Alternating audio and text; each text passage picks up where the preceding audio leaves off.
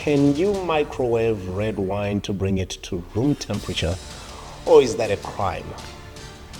Technically, it is possible. Spiritually, we say it is highly, religiously unacceptable.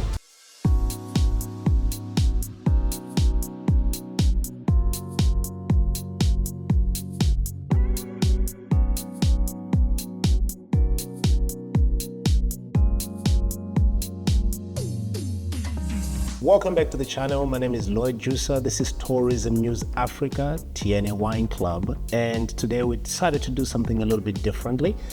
We have been getting a lot of questions from some of you, our viewers, and we decided to attend to those questions because we can't always type to everybody, but I think there's a common element that we are getting from all the questions that we've been getting. So today we're going to go through the first 10 questions that we've got, and we'll have this as a segment every now and again so that we can share our points of view. First question that we got today is, should sparkling wine be served in a flute or in a white wine glass?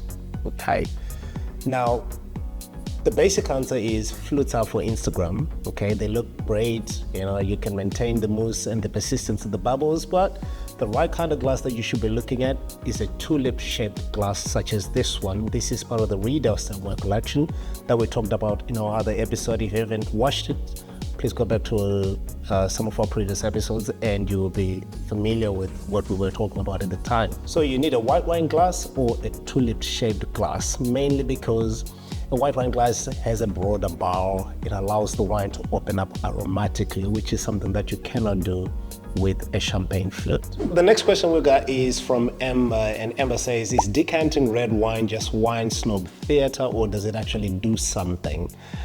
I think this is a fantastic question, Amber, because a lot of guests have been asking me over the years that does it actually do anything, or is it just more like for aesthetics? And there's two answers to this question. The first one is it does help. It softens tannins, particularly for some of those big reds that are not ready to drink yet. So this is kind of like an acceleration, bringing something to a ripe condition just before serving it. So decantation serves that purpose of softening the tannins. The dual purpose, and the second part of it, is it also allows you to separate the wine from the sediment, because as wines age, they develop certain compounds that can accumulate right at the bottom, so it appears as sediment. Have you ever been tasting wine or drinking wine in a fancy restaurant, and right towards the bottom of the bottle you've got what feels like sand in your mouth? That's accumulated sediment. So you want to be able to separate all that from the red wine, and that's why decantation is important. This one is from Tumelo. Tumelo says, why do sommeliers always swirl their wine? Are they showing off, or is it science? It's actually science. Yeah, I think that's the quickest answer to it. It is science. You want to swirl the wine to release the aromatics and the aromatic compounds in the wine. Yes, that allows you to check if the wine is smelling as it should. Sometimes it's also the quickest way you can tell if a wine has any faults to it. So you're looking for the classic aromatic compounds you would expect from that particular wine. Yes. Have you ever noticed at certain times that if you go to a restaurant, a wine waiter serves you a wine, sometimes it smells off? You can only pick up some of those aromatics once you swirl the wine in a glass. So importantly, always have the right glass in order to check for those kind of aromatic compounds. Okay, the next question comes from Veronica. Veronica, you say, does expensive wine really taste better, or am I just paying for the vibes? Often when you buy a certain bottle of wine, be it in a liquor store or in a supermarket aisle, there are varying price points. And sometimes essentially what you're paying for is the craftsmanship, you're paying for the time, you're paying for the scarcity, and also the terroir where the wine comes from, which is not always an indication of quality.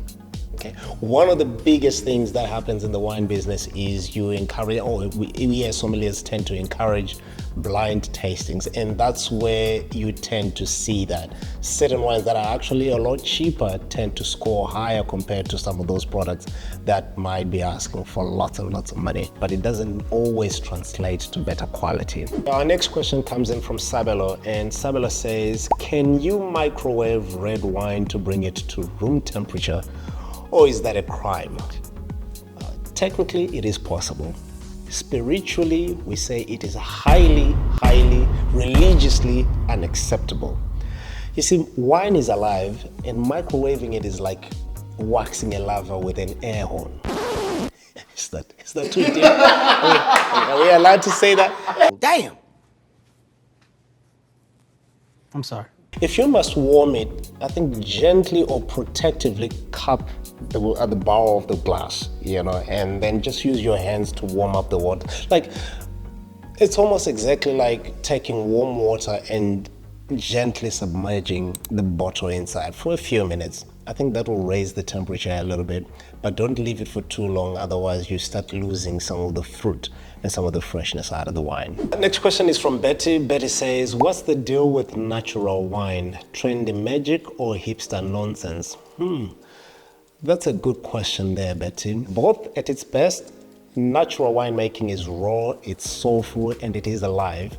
But when done wrong, it can be cloudy vinegar in a trendy bottle. You see, no additives and no manipulation sounds very much like in the moment, and it sounds romantic, but natural doesn't mean better.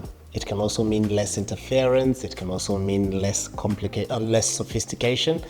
The great ones are sublime, but the bad ones, they are really bacteria in a bottle. Next question, we've got George in KZN. And George says, do wine ratings like 90 points mean anything anymore, or is it just marketing? I think, and you find this quite a lot, I think in the present moment in the market, everybody's talking about ratings. Tim Atkins says this, Robert Parker says this, Neil Martin is saying this about this wine. I think they are guideposts, but they're not necessarily the gospel. You see, a 90-point wine might bore you, and yet an 85-point wine might excite you. It all goes down to the company that you are with, and it also goes down with the moment and the occasion. If you are having an 85-point wine at your graduation ceremony, you are really not going to be bothered about what Tim Atkins says about that particular product, or what Jancis Robinson wrote about the wine like 5 years ago. No, it's the moment that counts. You see, my opinion is, don't get influenced by other people. One man's meat is another man's poison. And drink what you like and stick to what you enjoy. You see, trust your own taste, but not somebody's ghost. Smooth says, should wine be kept in your fridge door, or is this where the wine goes to die? I think the fridge door is the worst place where you can keep a wine. Okay, constant temperature shifts and fluctuation is something that wine hates. Wine in general hates instability.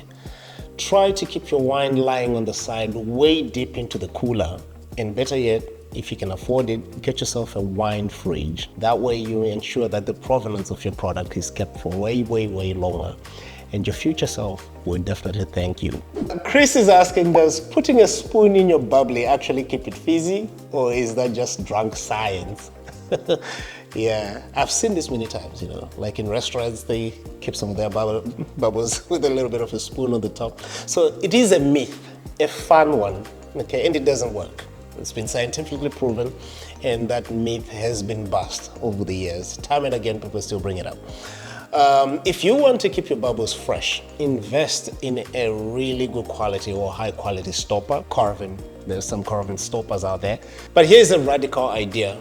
If you want to enjoy your bubbles when they're still fresh, just finish the bottle. Well, unfortunately, that's all we have time for today. Thank you for watching. In case you have any questions or any ideas that you would like to contribute to the show, please leave your comments right at the bottom, and we'll do everything in our power to return to every comment and to reach out to everyone who supports the show. If you haven't watched some of our previous episodes, please just look them up. There's plenty of stuff like this that we are working on, and we'll continue to give you some of the best online education tips and advice out there. There is. Thank you for watching. We'll catch you on the next one.